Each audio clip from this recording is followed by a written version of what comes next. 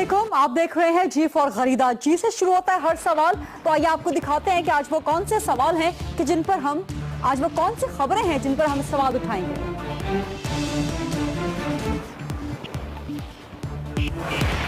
मुतनाज़ा cricketer Mohammad Aamir की दौरा New Zealand के लिए कौमी क्रिकेट टीम में वापसी। पाकिस्तान क्रिकेट बोर्ड का अपने ही हाथों खेल से खिलवाड़। टैक्स नेट बढ़ाने के लिए हुकूमत की रज़ाकाराना स्कीम, पीपल्स पार्टी और पीटीआई की शदीद मुखालिफत। मुआशी माहिरीन ने काला धन सफेद करने की स्कीम करार दे दिया। बात करेंगे वफाकी वज़ीर खजाना इसहाक डार साहब से।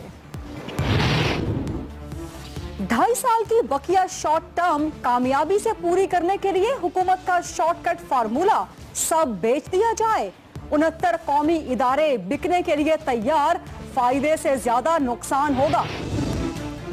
और नए साल के पहले दिन वज़ीर आज़म और आर्मी चीफ अलग अलग शहरों में जरूर थे, लेकिन अज़म मुश्तरका था 2016 को अमन का साल बनाने का।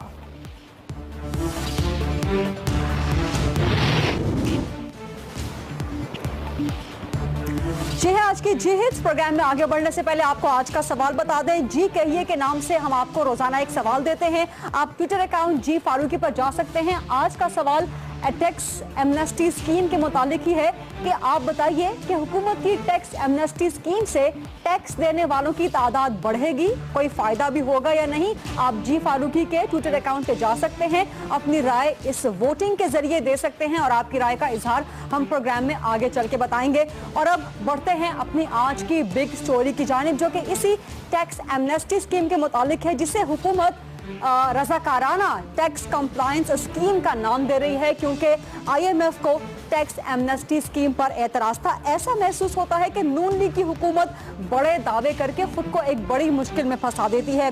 2015-16 के बजट में टैक्स वसूली का हदफ 3 खरब रखा गया था और अब इस हदफ को जल्द अज जल्द मुकम्मल करने के लिए हुकूमत आसान रास्ते ढूंढती चली जा रही है। बिजनेस कम्युनिटी के वो लोग जो कि टैक्स देने से कतराते थे, उन्हें ताजिर दोस्त वफाकी हुकूमत ने सहूलत का एक मजीद रास्ता दिखा दिया है इस रज़ाकाराना टैक्स कंप्लायंस स्कीम के जरिए, जिस पर अपोजिशन की शदीद तनकीद का सामने आई है और मुआशी माहिरीन ने इसे काला धन सफेद करने की एक स्कीम करार दे दिया है। बहरहाल आज जब इस स्कीम को मुतारिफ करवाया गया तो उस वक्त वज़ीर आज़म नवाज शरीफ साहब ने क्या क्या बातें की, बहुत सी अहम बातें थी, जरा सुनिएगा।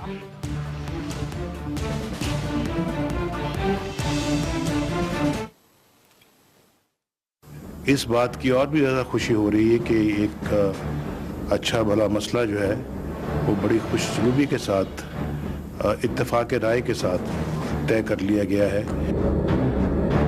और जिस मुल्क की मईशत मजबूत होती है उसकी जो है वो अफवाज मजबूत होती हैं। जिस मुल्क की मईशत मजबूत होती है वहाँ अल्लाह के फजल करम से खुशहाली होती है, वहाँ पे बेरोज़गारी नहीं होती, वहाँ पे नाखानगी नहीं होती और वहाँ पे सारे मामले जो हैं अल्लाह के फजल करम से ठीक चलते हैं। और वहाँ पे फिर दहशत गर्दी भी जो है वो अपने पाँव जमाने का कभी सोच नहीं सकती।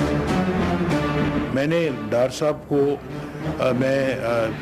ये बात मेरी उनसे हुई है और इलेक्शनों से पहले भी हुई है, इलेक्शनों से पहले भी और इलेक्शनों के बाद भी, कि हम अपना मुशावरत के साथ, बिजनेस कम्युनिटी के साथ, इंडस्ट्रियल कम्युनिटी के साथ, ट्रेडर कम्युनिटी के साथ, बिजनेस कम्युनिटी के साथ जो है वो मुशावरत के साथ जो है वो पॉलिसियाँ बनाएं, टैक्सेस को इतना नीचे लेके आएं, इतना नीचे कि वो खुशी के साथ टैक्स पे करें।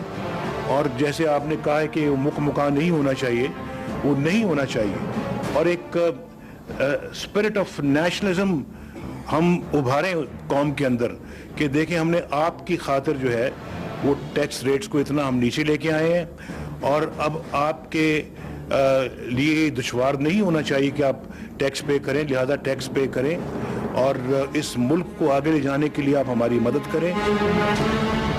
हम इंशाअल्लाह जो है वो हमारी दिन रात यही कोशिश रहती है कि हम ईमानदारी के साथ, ट्रांसपेरेंसी के साथ हम सारे मामलात को डील करें। और अगर ट्रांसपेरेंसी की बहुत सारी चीज़ों को, कायदों को, कवायद को मलूज़े खातर हम ना रखें, लेकिन फिर भी ट्रांसपेरेंट हम रहें, यानी कि ये 2016 का भी पहला दिन है ये, और पहले दिन हमारी माशाअल्लाह बड़ी अच्छी इब्तिदा हुई है। वज़ीर-ए-आज़म साहब की बातें आपने सुनी, उन्होंने एक बहुत अहम बात की कि इस स्कीम के जरिए मुकमुका नहीं होना चाहिए। ये स्कीम मुशावरत है या मुकमुका है, इससे टैक्स नेट बढ़ेगा या काला धन सफेद होगा, यही सवाल लेके चलेंगे हम इस्लामाबाद। वहाँ से मुझे ज्वाइन कर रहे हैं वफाकी वज़ीर ख़जाना इसहाक डार साहब। अस्सलाम वालेकुम इसहाक डार साहब, आप लोगों ने बहुत बड़े लेवल, बहुत बड़े स्कोप पर ये एक स्कीम मुतारिफ तो करवा दी है, लेकिन इसके बारे में कहा जा रहा है कि ये काला धन सफेद करने की स्कीम है, आप क्या कहिएगा? जी बिस्मिल्लाहिर्रहमानिर्रहीम। रीदा बीबी, बात ये है कि ये एक तो इसको इस तरह इंटरप्रेट करना जो आपने फरमाया को मुनासिब नहीं है, क्योंकि ना जो इसमें को प्रॉपर्टीज या गाड़ियां या एसेट्स वो वाइट करने की स्कीम नहीं है। आप इसको अगर गौर से पढ़ेंगी तो ये वर्किंग कैपिटल को डिक्लेयर करने की सिर्फ स्कीम है, यानी जो जिससे एक ताजर काम करता है।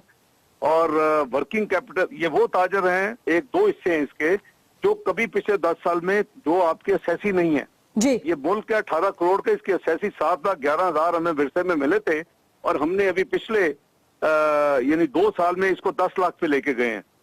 इनको इनसे हम विदहोल्डिंग टैक्स हमने लेवी किया था 20-15 के फाइनेंस बिल में, बजट में जी। और उसकी वजह से अब चूंकि इतनी वो एक किस्म की सजा कह लें या इतनी उसकी कॉस्ट उनको पड़ गई कि वो हमारे साथ पिछले 6 महीने से उनसे मुज़ाकरात जारी थे।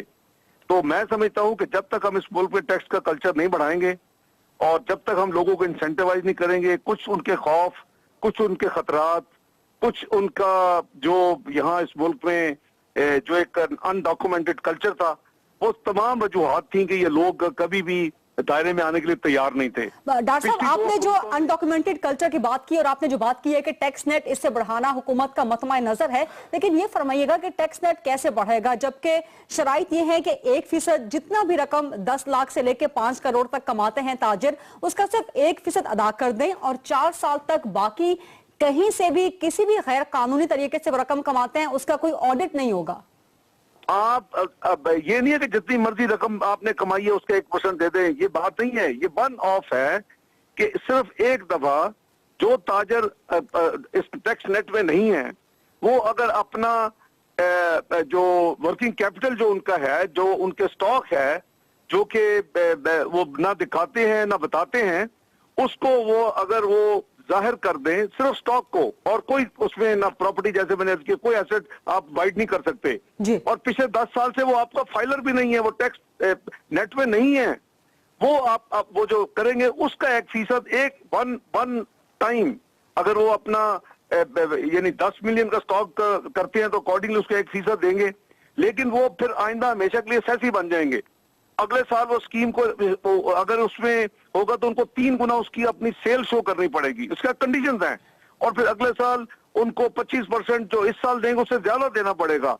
आप टैक्स नेट को बढ़ा रहे हैं, आप टैक्स कल्चर प्रमोट कर रहे हैं, और हमने डॉक्टर साहब ये फैक्ट्स एंड फिगर्स जो आप सामने रख रहे हैं, मैं 2013 की बात करना चाहूंगी। उस वक्त भी वज़ीर-ए-आज़म साहब ने एक टैक्स एमनेस्टी स्कीम मुतारिफ करवाई थी सनतकारों के लिए, 10 मिलियन रुपए तक की उसमें छूट थी, लेकिन हुआ क्या कि सिर्फ 3,800 अफराद ने फायदा उठाया, हुकूमत को सिर्फ 20 करोड़ रुपए अदा हुए, ना टैक्स नेट बढ़ा ना सरमायाकारी बढ़ी। 2013 की एमनेस्टी स्कीम नाकाम हो गई थी।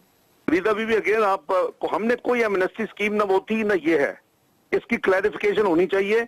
ये कुछ लोग इसको मिस इंटरप्रेट कर रहे हैं बगैर पढ़े हुए, जो हमारी आदत है कि हम पढ़ते वढ़ते नहीं है चीजें और एकदम से अपना एक सूडो इंटेलेक्चुअल्स की तरह अपने रिएक्शन देने शुरू कर देते हैं। ये वो स्कीम थी कि जो इन्वेस्ट करेगा इंडस्ट्री में जी, जो कोई यूनिट लगाएगा और उसकी एक लंबी लिस्ट थी, उसको उसका सोर्स नहीं पूछा जाएगा। अगर अनडॉक्यूमेंटेड इकोनॉमी आपकी है, सबको पता है कि जितनी डॉक्यूमेंटेड है उतनी उससे भी ज्यादा शायद अनडॉक्यूमेंटेड है, आप उसको कैसे लेके आएंगे? गन पॉइंट पे लेके आएंगे। हम सारे हरबे इस्तेमाल कर रहे हैं, हम आईटी इस्तेमाल कर रहे हैं, उसी वजह से 1944 अरब जो इस मुल्क का 3% टैक्सेस की सालाना ग्रोथ थी, उसको हम अल्हम्दुलिल्लाह ऑलरेडी 16% से ज्यादा ले गए हैं पिछले 2 साल में।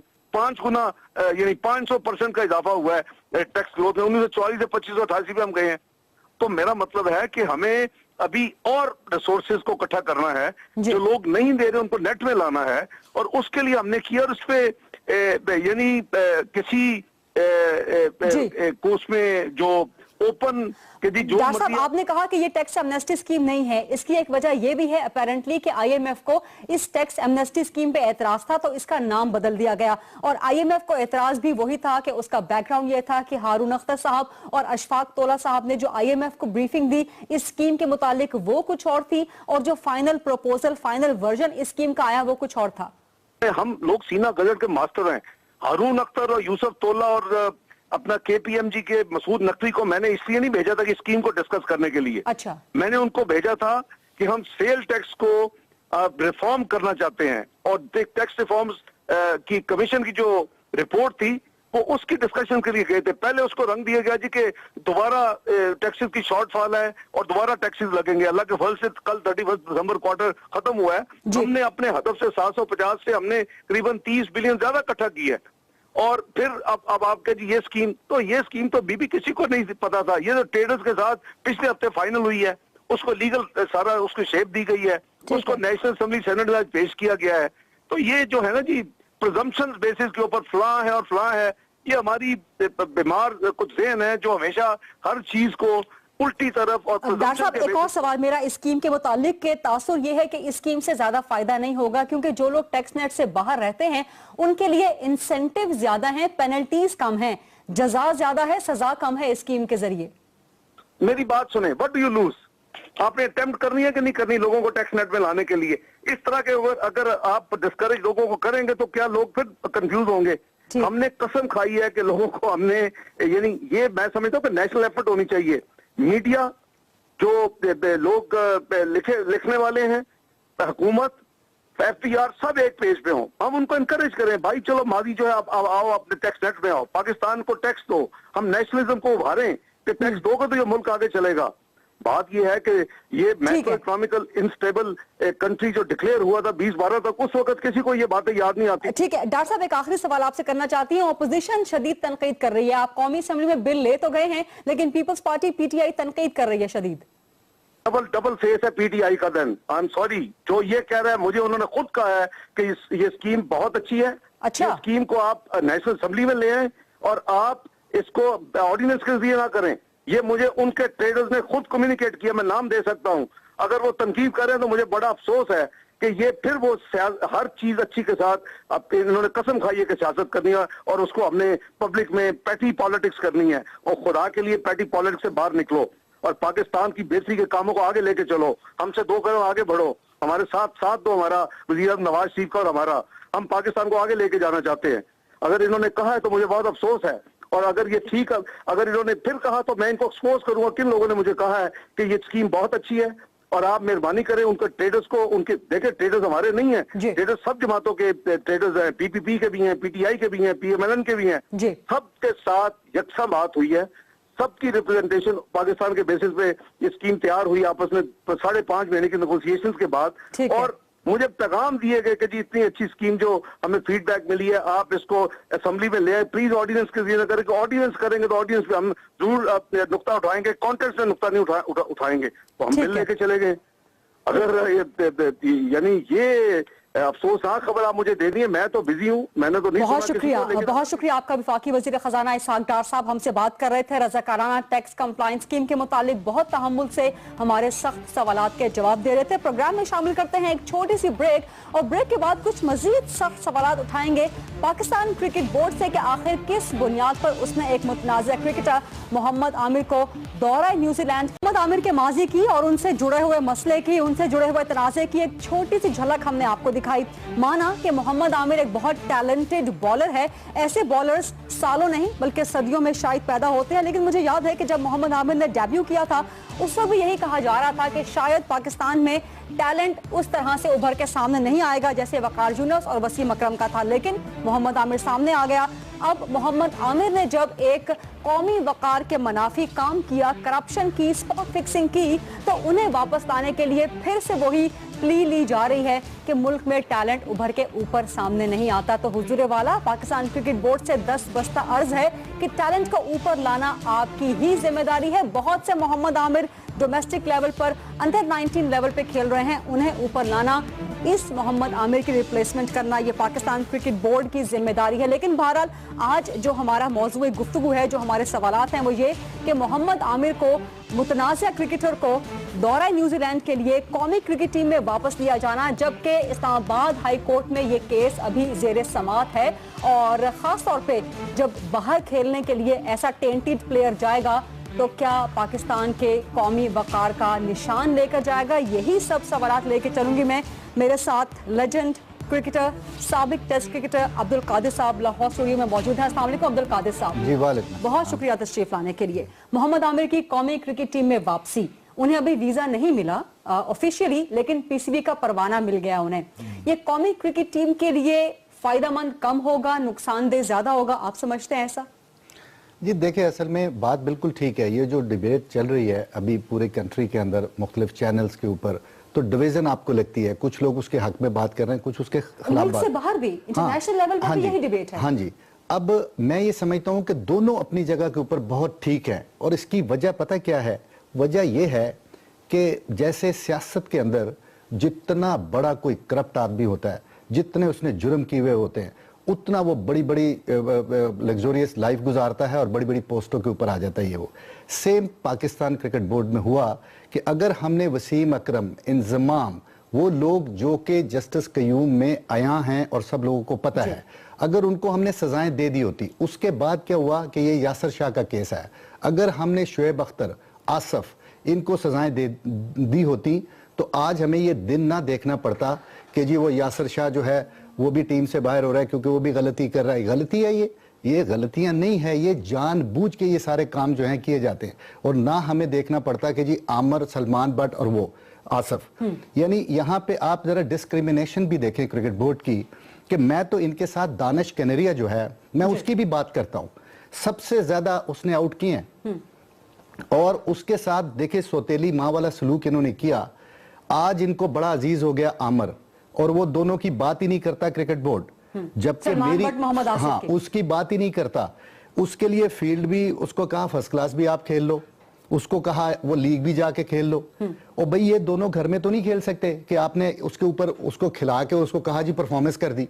वो इतना ही टैलेंटेड है जितना आमर। तो ये फेवरेटिज्म पीसीबी को और इस मुल्क में क्रिकेट को कितना नुकसान पहुंचाएगी? नहीं, अब यही बात मैं करने लगा था कि ये नुकसानात ही हैं। उसकी वजह क्या है कि जैसे बड़े सियासतदानों को, बड़े लोगों को पाकिस्तान में उनके खिलाफ वो एक्शन रिएक्शन नहीं होता, उनको सजाएं नहीं होती। इसी तरह पाकिस्तान के अंदर हमने वसीम अकरम से लेके और आसफ तक, आमर तक, इन लोगों को किसी न किसी एक्सक्यूजेस के तहत इनको हमने छोड़ा। अच्छा, आपने बड़ा इंटरेस्टिंग टॉपिक छेड़ा। ऐसा क्यों है कि पाकिस्तान में अवाम, सियासतदान और दीगर लोग जिन पे करप्शन का इल्जाम अभी साबित भी नहीं होता, उन्हें तो लटकाने के दावे करते हैं, उन्हें लटकाने के मुतालबे करते हैं, लेकिन जो ऐसे लोग करप्शन में सजाएं हासिल कर लेते हैं उन्हें गले से लगा लेते हैं? अब देखिए, एक क्वेश्चन और है जो जिसके ऊपर सबको सोचना चाहिए।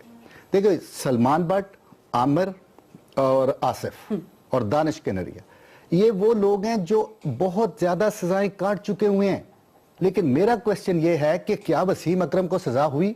उन्होंने सजा नहीं काटी। इंजमाम को हुई?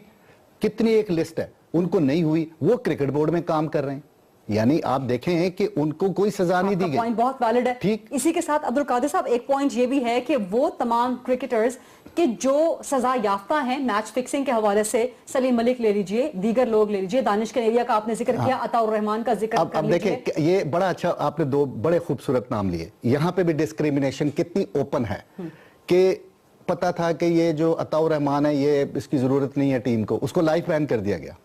सलीम मलिक क्योंकि पता है कि वो अपने करियर के एंड पे है, उसको लाइफ बैन कर दिया गया। पर बाकियों को क्यों नहीं किया गया?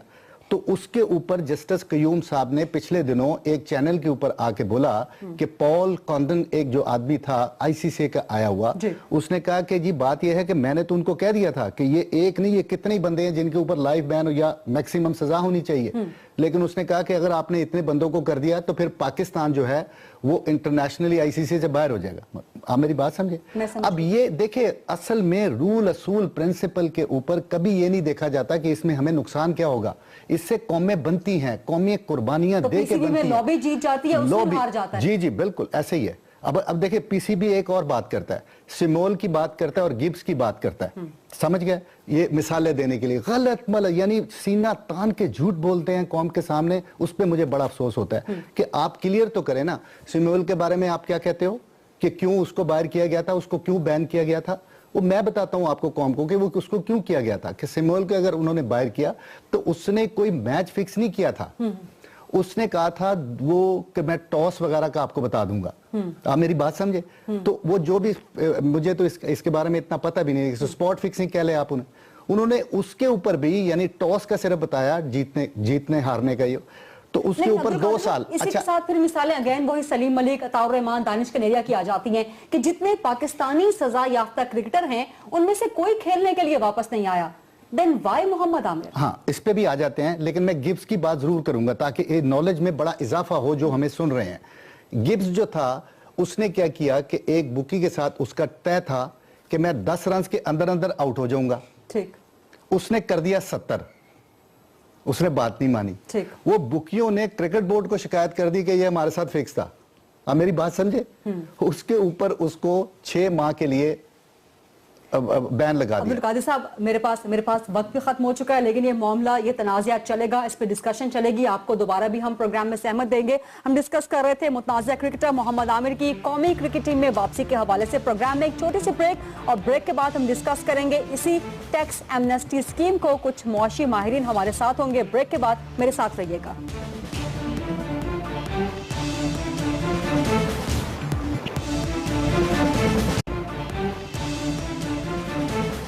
Welcome back. और अब एक बार फिर से बात करेंगे उस स्कीम के मुतालिक जो कि रज़ाकाराना टैक्स कंप्लायंस स्कीम है, जिसे हुकूमत ने आज मुतारिफ करवाया। मुआशी माहिरीन इसे काला धन सफेद करने की स्कीम करार दे रहे हैं। ऐसा क्यों है, यही जानने के लिए हम चलते हैं कराची। वहां से हमें ज्वाइन कर रहे हैं माहिर मुआशियात शब्बर जैदी साहब। अस्सलाम वालेकुम शब्बर जैदी साहब, और ये बताइएगा कि मुआशी माहिरीन कह रहे हैं कि ये काला धन सफेद करने की स्कीम है, ऐसा क्यों? देखिए रीता, बात यह है कि मैं, अगर आप मुझसे बिल्कुल साफ पूछे तो मैं इस स्कीम को समझ नहीं पाया हूँ, और मेरा अपना ज़ाती ख्याल है कि गवर्नमेंट इसमें ट्रैप हो गई थी in the hand of traders ने ये फैसला कर लिया है कि वो किसी भी टैक्स सिस्टम में नहीं आएंगे, और गवर्नमेंट उनके ऊपर अपनी रेट नहीं नाफिज कर पा रही है। जब इतनी बड़ी कम्युनिटी नाफिज, तो अब गवर्नमेंट के पास जो वो डिमांड लेकर आ रहे हैं वो डिमांड एक्सेप्ट की जा रही हैं, और आप मेरे ज़ाती हिसाब से पाकिस्तान के टैक्स निज़ाम के ऊपर एक धचका लगता है जब आप वो उन लोगों की बात मान लेते हैं जो पास में टैक्स नहीं देते रहे। तो ये बुनियादी तौर पे समाजी और माशी नाइंसाफी है कि जो आदमी पहले पास में टैक्स देते रहे हैं उनके सामने आप उनको लाके खड़ा कर दें जो पहले टैक्स नहीं देते रहे। तो ये मैं समझता हूँ उसको शायद कॉन्स्टिट्यूशनली चैलेंज भी कर दिया जाए कि ये वैलिड भी है या नहीं है। दूसरी बात यह है कि ये जो एमनेस्टी स्कीमें होती हैं इसमें हमेशा काला धन तो नहीं कहता मैं, एसेट की एमनेस्टी होती है कि आप ये एसेट, अगर आप ये हैं एसेट अगर डिक्लेयर करेंगे तो ये एसेट आपके पुराने सवाल जवाब नहीं होंगे। ये स्कीम मेरी नजर से गुजरी है आज, ये एक्चुअली इनकम की एमनेस्टी है। इनकम की एमनेस्टी जनरली कोई चीज नहीं है टैक्सेशन कानून में। और इनकम एमनेस्टी क्यों दी गई है? इसलिए दी गई है कि गवर्नमेंट के पास अब ट्रेडर्स को लाने की कोई रास्ता नहीं था। अब मेरा इस पे दूसरा पहलू है, मैं डार साहब की बात भी सुन रहा था और मैं उनसे हमदर्दी है उस सेंस में कि उनके पास चॉइसेस बड़ी कम रह गई हैं। मगर अब क्या ख्याल है कि आज जो लोग बैठे हुए थे या जो लोग बैठे थे, क्या वो पाकिस्तान की तरफ को रिप्रेजेंट करते हैं? क्या इसकी वो ओनरशिप लेते हैं? क्या इसका मतलब ये कि जो लोग आज वहाँ स्टेज पे बैठे थे, बात कर रहे थे, क्या वो पाकिस्तान के उन तमाम ट्रेडर्स को जो अनडॉक्यूमेंटेड हैं वो ले आएंगे? मुझे उसमें शदीद नाकामी नजर आ रही है। शब्बर साहब, यही सवाल आपसे करना चाहूंगी कि आपको नाकामी नजर क्यों आती है और आप क्यों समझते हैं कि इस स्कीम के बावजूद ट्रेडर्स और खासतौर पर वो ट्रेडर्स जो कि अनडॉक्यूमेंटेड बिजनेस करते हैं वो टैक्स नेट में नहीं आएंगे? आप ये क्यों समझते हैं?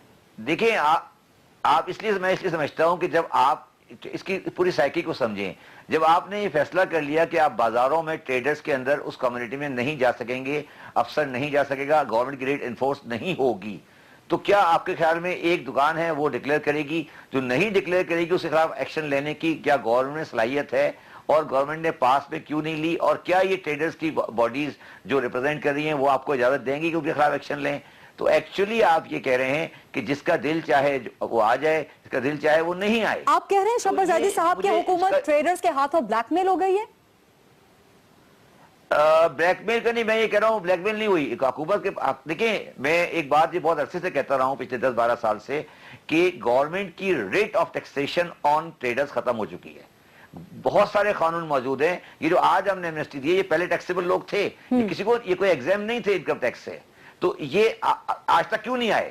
جو آدمی اگر آپ اس لا کا پریمبل پڑھیں, اس میں لکھا ہے کہ یہ وہ لوگ ہیں جو ٹیکسیبل تھے اور انہوں نے ٹیکس نہیں دیا. تو ہم پریمبل میں ایکسپٹ کر رہے ہیں کہ یہ وہ لوگ ہیں جو گورنمنٹ کی ٹیکس ریٹ کو نہیں مانتے. اب میرا سوال ہے کہ یہ اس کا والیوم کیا ہے, کون ہے یہ؟ 1 2 3 4 5 لاکھ 2 لاکھ 3 لاکھ کون لوگ ہیں, اور وہ کیا آج آپ کی ریٹ کو مان رہے ہیں؟ اس کو بڑے غور سے دیکھیں. تو آپ سمجھتے ہیں شہباز زاہدی صاحب کہ یہ اسکیم ناکام ہو جائے گی گورنمنٹ کی؟ میرے حساب سے دیکھیں, اگر اس کو کامیاب اب جب ایک چیز آپ نے کام کر دیا ہے تو اس کو کامیاب کرنا چاہیے. اگر یہ ناکام ہوئی, اگر ان کیس اگر یہ اسکیم ناکام ہوئی, جس کا مجھے کافی خدشہ ہے, اگر یہ ناکام اس کی میں آپ بتاتا ہوں, اسے بہت ایکسپیرینس پاس میں ہوتے رہے ہیں. ایسی باڈیز آئی ہیں اور انہوں نے گورنمنٹ سے بڑی نیگوشیشن کی ہیں, بڑے فیصلے کیے ہیں. بعد میں جب نہیں ہوتا تو وہ کہتے ہیں جی ہمارے یہ ٹریڈر ہمارے قابو میں نہیں ہیں, یہ ہمارے ممبران نہیں ہیں. دیکھیے انجمن تاجران لاہور یا انجمن تاجران پاکستان, اس کی کیا حیثیت ہے؟ یہ 2 4 5 600 آدمی کو ریپرزینٹ کرتے ہوں گے. کیا یہ پاکستان کے ہر کاروباری کو ریپرزینٹ کر رہے ہیں؟ کوئی ممبرشپ ہے, کوئی نمبر ہے, کچھ پتا ہے آپ کو یہ کیا ہے؟ ایک آدمی آتا ہے وہ کہتا ہے جی میں نمائندہ ہوں ٹریڈرز کا. کیا وہ نمائندہ ہے؟ اب بات یہ اب سوال یہ کہ جب آپ نے اسکیم لیا ہے, میں ڈاکٹر صاحب کی اس پہ اس سینس میں سپورٹ کرتا ہوں کہ نمبر بڑھانے کا طریقہ یہ ایک اندر لانے کا طریقہ ہے. اس کو میں کنسپچولی ایگری کر سکتا ہوں ان دا پاکستان انوائرمنٹ, مگر اس کا جو میکینزم آپ جو ڈیولپ ہونا ہے وہ میکینزم آپ والنٹری, اس کا نام ہے والنٹری. والنٹری ضرور ہے, والنٹری کا مطلب یہ ہے کہ آپ کو آنا ہے, پر جو نہیں آئے گا اس کا کیا ہوگا؟ جو پاس میں ہمارا ایکسپیرینس رہا ہے. اور آپ ٹھیک ہے, بہت شکریہ آپ کا. ماہر معاشات شہباز زاہدی ہم سے بات کر رہے تھے اور کہہ رہے تھے کہ یہ رضاکارانہ اسکیم ہے اور رضاکارانہ طور پہ ان ٹریڈرز کے آگے حکومت کے ریٹ کامیاب نہیں ہو سکتی. حکومت کے انسینٹیو زیادہ ہیں, پینلٹیز کم ہیں. پروگرام میں شامل کرتے ہیں ایک چھوٹے سے بریک, اور بریک کے بعد ہم حکومت کی ایک اور پالیسی بلکہ حکومت کے کامیابی کے شارٹ کٹ فارمولے کی بات کریں گے, جو کہ بظاہر لگتا ہے کہ سب بیچ دے کا شارٹ کٹ فارمولہ ہے. بات کریں گے بریک کے بعد.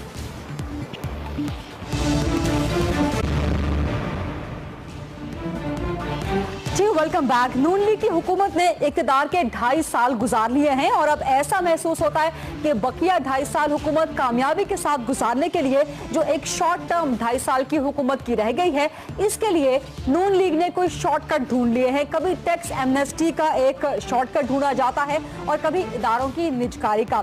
الیکشن کے دوران نون لیگ کے جو بڑے وعدے تھے ان میں سے ایک پاکستان انٹرنیشنل ایئر لائنز اور اسٹیل مل کو چلانے کا دعویٰ بھی تھا کامیابی کے ساتھ, لیکن اب انہیں چلانا حکومت کے لیے محال ثابت ہو گیا ہے. اور صرف یہی 2 ادارے نہیں, خبر یہ آئی ہے کہ 69 ایسے قومی ادارے ہیں کہ جنہیں حکومت بیچنے کے لیے بالکل تیار بیٹھی ہے. ایسا محسوس ہوتا ہے کہ کامیابی کے لیے جو 2.5 سال کی شارٹ ٹرم رہ گئی ہے, اس کے شارٹ کٹ کامیابی کے لیے حکومت نے ایک شارٹ کٹ فارمولہ اپنا لیا ہے کہ سب بیچ دے. اسی معاملے پر بات کرنے کے لیے اور یہ سوال کرنے کے لیے کہ آخرکار حکومت سے PIA, پاکستان اسٹیل مل اور دیگر 69 قومی ادارے جنہیں بیچنے کے لیے حکومت تیار بیٹھی ہے, یہ چل کیوں نہیں رہے آخر نون لیگ سے؟ یہی سوال کرنے کے لیے ہم چلیں گے اسلام آباد, جہاں سے مجھے جوائن کر رہے ہیں وزیر مملکت اور نجکاری کمیشن کے سربراہ محمد زبیر صاحب. السلام علیکم محمد زبیر صاحب. سب سے پہلے آپ سے PIA کے متعلق کوئی بات کر لی جائے. آپ کا جو آرڈیننس تھا وہ کل ریپیل کر دیا ہے سینٹ میں اپوزیشن نے ایک قرارداد کے ذریعے. اب آپ کیا کریں گے؟ بل لائیں گے قومی اسمبلی میں, پارلیمنٹ کا مشترکہ اجلاس بلائیں گے, کریں گے کیا PIA کے معاملے پر؟ PIA کے معاملے پر ظاہر سی بات ہے ابھی تک فیصلہ نہیں کیا گیا کہ کیا کیا جائے گا. ہم ایک آرڈیننس لے کے آئے تھے اور اس آرڈیننس کا نجکاری سے تو پہلے خریدا کوئی تعلق ہی نہیں تھا.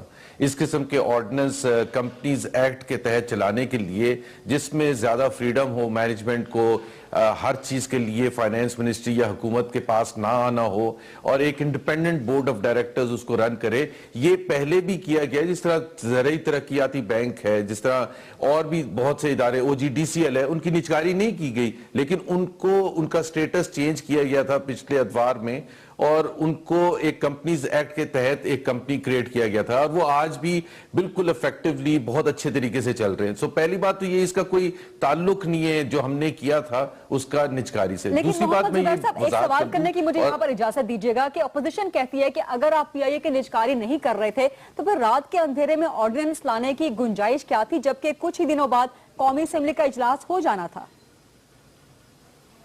ایک تو یہ رات کے اندھیرے میں یا دن کے اجالے میں کوئی فرق نہ ہوتا, فل سٹاپ کوما کا بھی. یہ ایک ظاہر ہے ہمارے جو لیگل ایکسپرٹس ہیں حکومت کے, ان کے مطابق یہ ایک صحیح طریقہ تھا, اس میں کوئی چھپانے کی بات نہیں ہوتی ہے. آرڈیننس لانے کے بعد تاکہ ہم افیکٹولی امیڈیٹلی کمپنی کریٹ کر دیں, اور پھر اس کے بعد اس کے 2 دن کے بعد ٹیبل کر دیا تھا بل قومی اسمبلی میں, تاکہ اس پر ڈیبیٹ بھی ہو جائے, اور جو بھی رائے ہے اپوزیشن جماعتوں کی, اور ان کے ساتھ ہم نے میٹنگ بھی کی اس کے بعد, اور ان کو کہا کہ آپ اس کے بالکل آپ اپنے اظہار کریں. دوسری چیز یہ ہے کہ میں ایک وضاحت کر دوں, جو سب سے امپورٹنٹ چیز ہے, ہم نجکاری کرنے ہی نہیں جا رہے. ایک تو ہم بار بار ایک چیز کریں, نجکاری جس کو غریدہ کہتے ہیں, وہ ہوتی ہے کہ حکومت کسی پرائیویٹ سیکٹر سے کسی کمپنی کو بلاتی ہے, ان کو بیچ کے چابیاں پکڑا کے اور اپنا ہاتھ صاف کر کے باہر نکل آتی ہے. ایسا کچھ بھی نہیں ہونے جا رہا. PIA کے معاملے پر اب حکومت, لیکن یہ بتائیے گا کہ PIA کے معاملے پر اب حکومت کرنے کیا جا رہی ہے؟ بل لائے گی قومی اسمبلی میں؟ کچھ ڈیسائیڈ ہوا ہے؟ بل تو ٹیبل ہو چکا تھا, بل تو وہ تو میں نے کہا یہ جو کل ریزولوشن آیا اس کے بعد کا جو لائے عمل ہے وہ تو ظاہر سی بات ہے ابھی تک طے نہیں ہوا, اور وہ چند دنوں میں طے ہو جائے گا. وہ جو بھی یہ کیا جائے گا وہ مجھے نہیں پتا, اس وقت میں نہیں کہہ سکتا, لیکن ظاہر سی بات ہے جو بھی کرنے کی ضرورت ہوگی وہ ہم کریں گے. اور اب پاکستان اسٹیل کی بات کر لی جائے, سندھ حکومت کہہ رہی ہے کہ اس نے آپ سے بات کرنے کے لیے 2 رکنی کمیٹی بنا دی ہے, اس نے آپ کے نجکاری کمیشن کو خط بھی لکھ دیا ہے, اور سندھ کی 2 رکنی کمیٹی میں سلیم مانڈوی والا صاحب شامل ہیں اور سندھ کے وزیر خزانہ مراد شاہ صاحب شامل ہیں. آپ کو خط موصول ہوا ہے کوئی پاکستان اسٹیل کے حوالے سے؟ آج تک تو ابھی 6 بجے شام تک تو کوئی خط نہیں ملا تھا ہمیں. ہو سکتا ہے انہوں نے بھجوایا ہو, اگلے چند دن میں مل جائے, بٹ آج تک نہیں ملا. اگر سلیم مانڈوی والا صاحب کہہ رہے ہیں تو صحیح ہوگا, وہ ہو سکتا ہے راستے میں ہو یا ہو سکتا ہے آنے میں کچھ دیر ہو گئے. بٹ میں آپ کو تھوڑا سا بیک گراؤنڈ بتا دوں کہ ہم نے اکتوبر کے پہلے ہفتے میں ایک خط لکھا تھا جو کیبنٹ کمیٹی ہے آن پرائیویٹائزیشن, اس کے ڈیسیجن کے مطابق جو ہم نے آفر کیا تھا ایز از ویریس بیسس پر سندھ کی حکومت کو کہ اگر وہ سٹیل مل لینا چاہتے ہیں اور چلانا چاہتے ہیں تو ہم آفر کر رہے ہیں. اور اس کے بعد ہم نے کافی خط لکھے, اور مراد علی شاہ صاحب سے میری 2-3 دفعہ بات بھی ہوئی ہے, اور ان کو ہم نے یہ کہا. ٹھیک ہے, بہت شکریہ آپ کا. محمد زبیر, وزیر مملکت, نجکاری کمیشن کے چیئرمین, ہم سے بات کر رہے تھے اور بتا رہے تھے کہ حکومت 69 ادارے آخر کیوں بیچنے جا رہی ہے, حکومت سے یہ ادارے کیوں نہیں چل رہے.